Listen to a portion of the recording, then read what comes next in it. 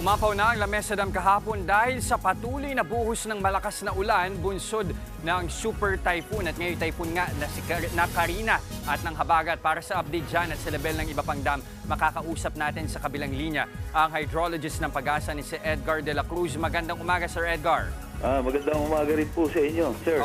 Okay, Sir Edgar, unahin na muna natin sa Lamesa Dam. Kumusta ho ang level ng tubig dyan? Umaapaw pa rin po ba?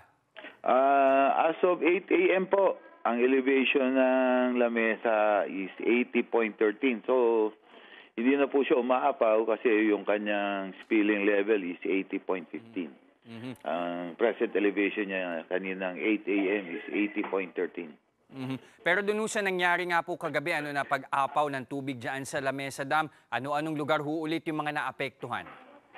Yung tungtong Fairview, yung ating etong sa may Valenzuela and Malabon.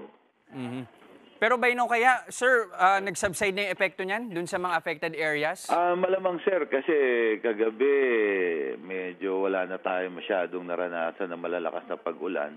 Malamang mga nag-subside na rin yung tubig sa Tulyahan River. Okay. Pero ngayon, Sir, ano pa ho yung ibang dam na binabantayan natin, particular dun sa kanilang level ng tubig? Meron pa bang mga kailangan close monitoring pa rin? Ito pong Ipo Dam, may naka-open po silang one gate, 0.3 meters yung height niya. Kasi medyo mataas yung elevation niya kahapon. Medyo ibababa nila to ng 101, malamang mga 101 bago nila ito i-close.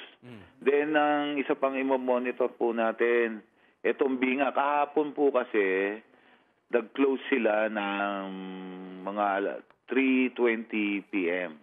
kahapon. Nag-terminate sila ng discharge. Pero kanina pong umaga, mga 6 a.m., nag-abiso sila uli na magbubukas sila mamayang 12 noon. Okay.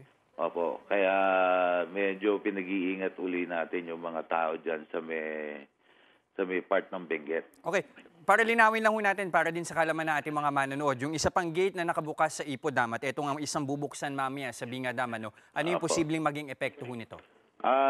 Medyo maliit lang din naman yung kanilang ibubuksan, mga 0.5 meters. Kaya lang siyempre pagka nakabukas yan, medyo ang current natin sa ilog na dadaanan yan, medyo bumibilis. Kaya binibigyan natin ng babala yung mga tao na magkaroon sila ng pag-iingat dyan sa river na dadaan ng tubig ng Binga. Okay, maraming salamat po again, Ginoong Edgar de la Cruz, hydrologist ng Pag-asa. Mga kapatid, Jess de los Santos po, huwag magpauli sa mga umaaksyong balita at napapanahong issue sa bansa. Para sa mas malawak na balitaan, mag-subscribe at mag-follow sa social media pages ng News 5.